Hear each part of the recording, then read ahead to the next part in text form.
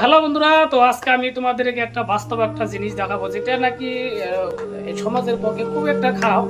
তো কি কি বস্তু এটা বন্ধুরা? কি মানুষে সবকিছুই সহ্য করতে পারে কিন্তু একটা জিনিস সহ্য করতে পারে না, সেটা হলো কি জানো বন্ধুরা?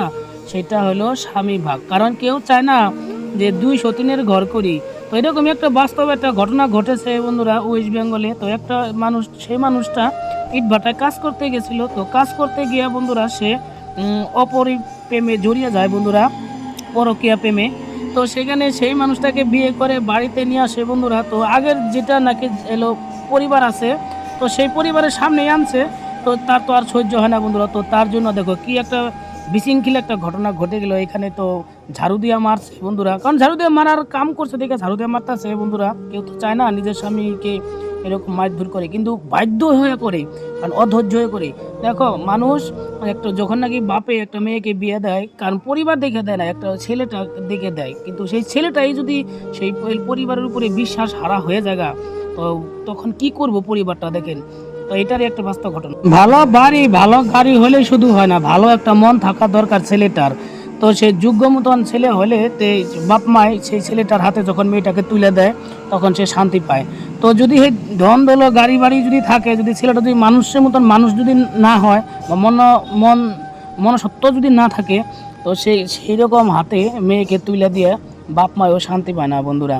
তো দেখেন এই মানুষটার আজকে কি ঘটনা ঘটছে। তো তার ছেলেবেলে আছে, তো সেই রকম কাজ করলো, বা তারও ছেলেবেলে আছে সেও কাজ করলো। এই ছেলেটা আবার কীরকম, তার যে আগের পরিবার আছে, ছেলে মেয়ে আছে, তার কথা কি একটু মনে পড়ে না? তো আর একটা বিয়ে করে বাড়িতে আনছে।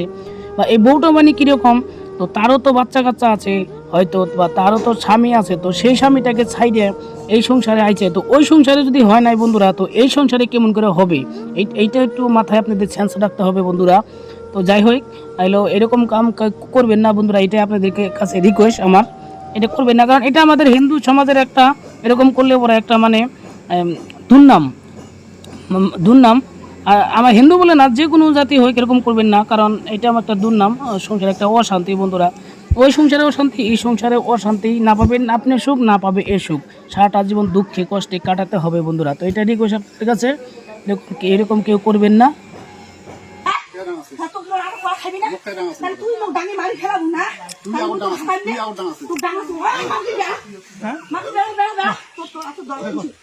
না তুই এটা কি, তোর এটা কি, তুই এটা কি, হ্যাঁ কিসের ফসল এটা তো সব করবি আগে কেন করছিস? তুই এটা কিছু আর তুই এটা গুণগান মুই আর মুই আর গুণগান